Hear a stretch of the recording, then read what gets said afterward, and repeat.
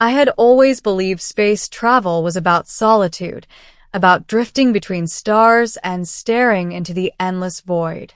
But nothing could have prepared me for meeting the Empress of the Veylani Dominion. It began in the outer sectors of the Xypher Nebula. My starship, the Orion's Wake, had been damaged in a meteor shower, forcing me to make an emergency landing on a planet I didn't recognize. Its skies were a shifting canvas of green and violet, and the air shimmered with energy that tickled my senses in ways I couldn't explain. I thought I was alone, until I heard the sound of footsteps, delicate but deliberate, moving across the crystalline ground. The encounter. "Who's there?" I called, hand hovering near my sidearm. A figure emerged from the mist, a woman, taller than any human, with flowing hair that shimmered like liquid silver and eyes that glowed with an inner light. Her presence was commanding yet strangely calming.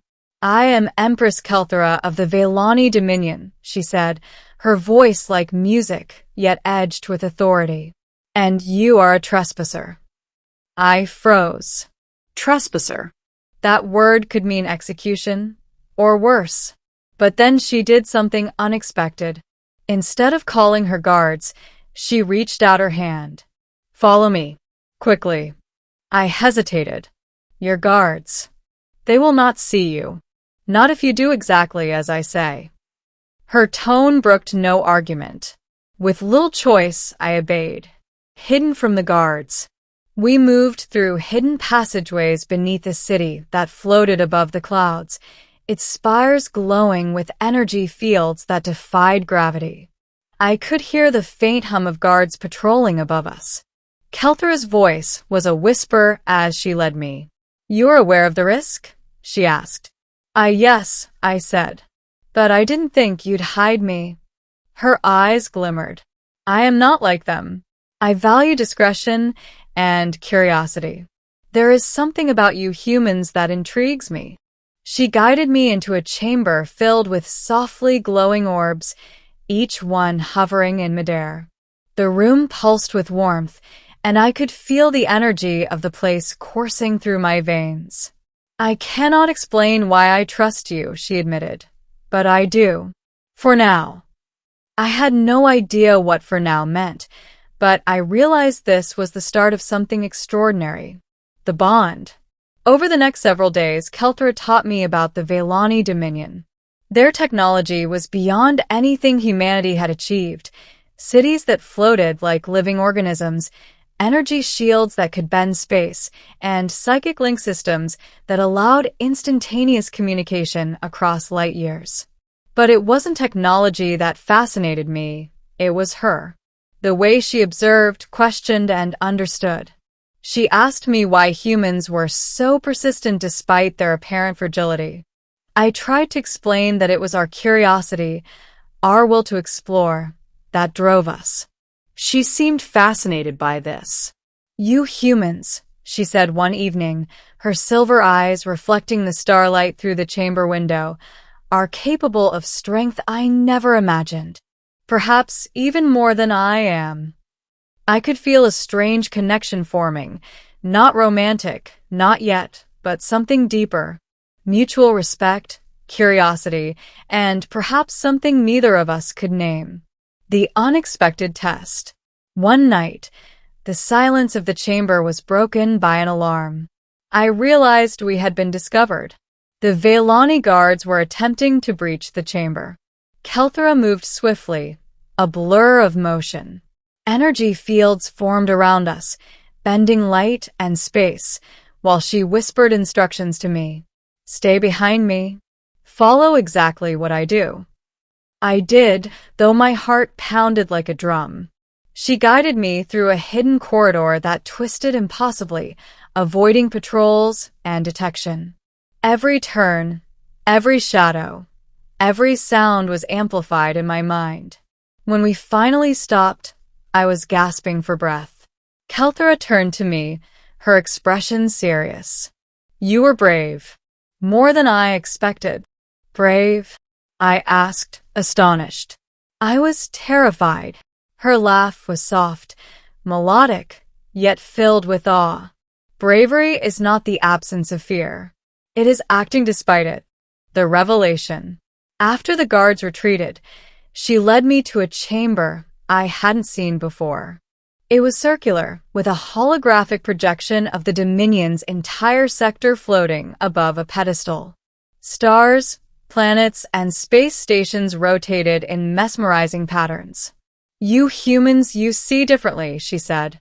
"Most beings act on instinct, on control, on training. You observe. You wait. And that makes you unpredictable." I realized then why she had hidden me, not just from her guards, but from the expectations of her entire empire. In me, she had found something unique, something no other being could offer her, an outsider's perspective. "And I asked, my voice barely above a whisper. "You teach me patience. You teach me caution. You make me question what I thought I knew." The challenge.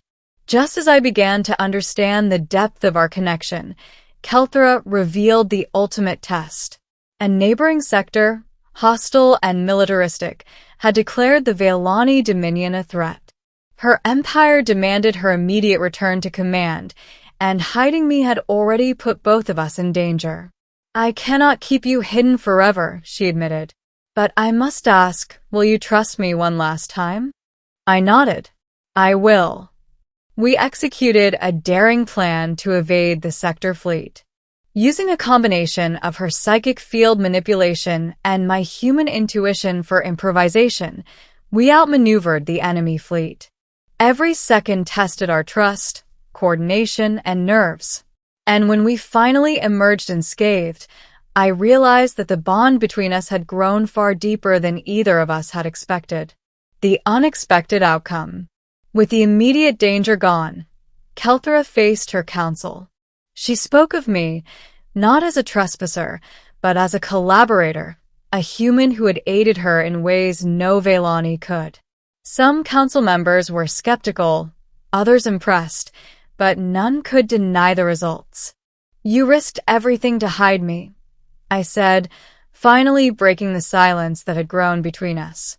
"And you taught me something vital about perspective," she replied.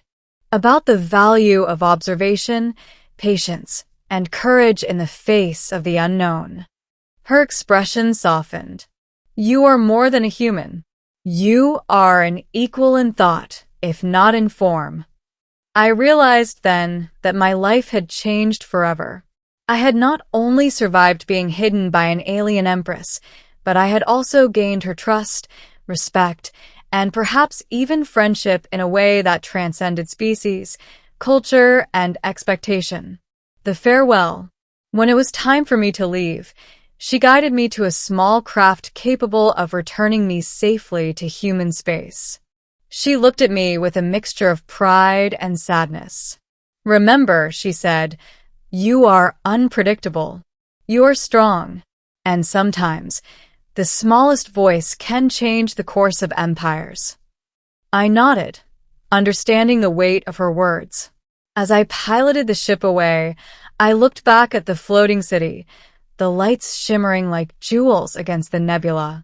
And I realized I had been part of something far greater than myself, a story of trust, courage, and unexpected bonds. The universe was vast, full of wonders, dangers, and enigmas. And somehow, in the midst of it all, I had found a place not just to survive, but to matter.